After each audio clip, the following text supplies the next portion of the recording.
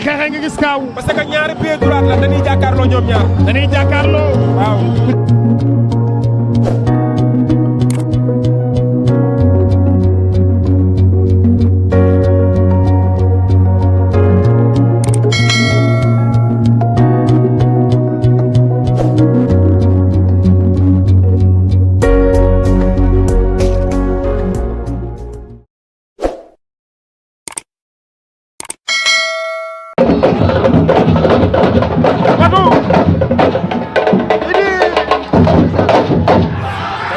Sa Thiès a ngi noonu ak Boy Diop numéro 2 laa ilaaha illallah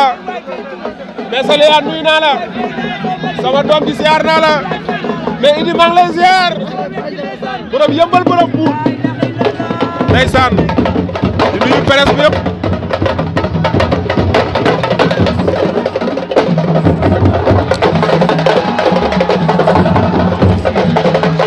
ndeysaan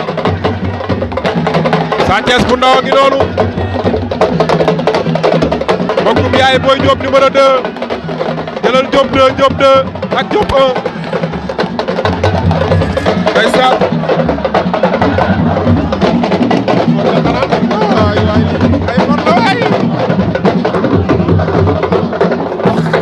waaye du nuyu sama jigéen Matu borom Tekki Ma TV maa ngi koy ziar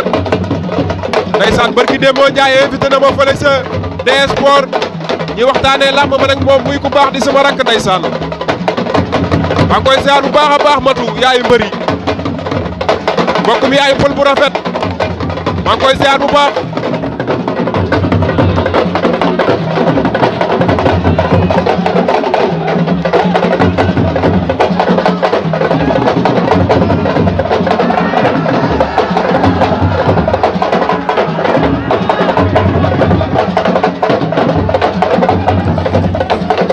waa Diop lu muy def nii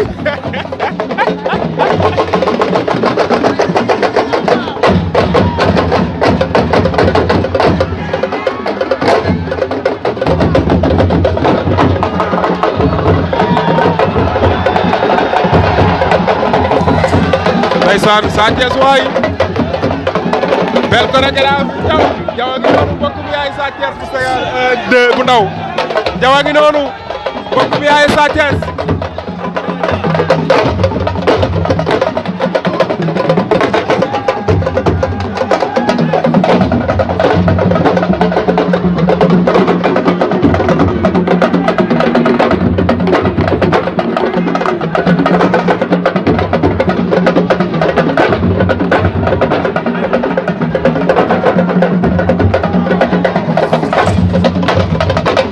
Boy Diop 1 la àndal Boy Diop 2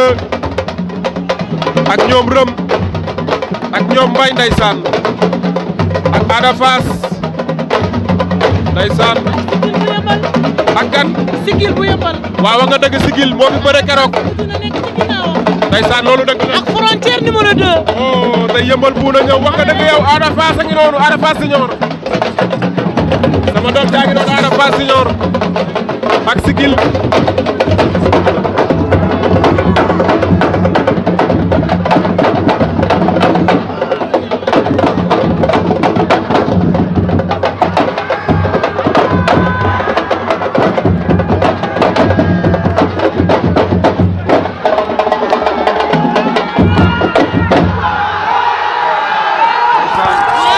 belle chorégraphie de Sa Thiès bu ndaw Ada Fass Senior a ngi noonu ak sikil bu yëmbal Diop 2 waaw waaw mais xale yi léegi dañoo dégg Fatou est-ce que xam nga ne lamb dana ñibbi yëmbal lamb buñ deful ndànk dana ñibbi yëmbal de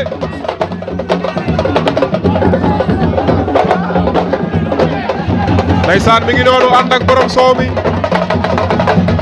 Ada Fass a ngi noonu waaye sigil a ngi noonu moom it ndeysaan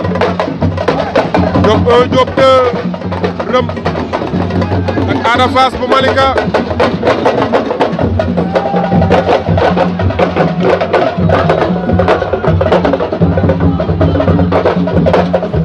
ndeysaan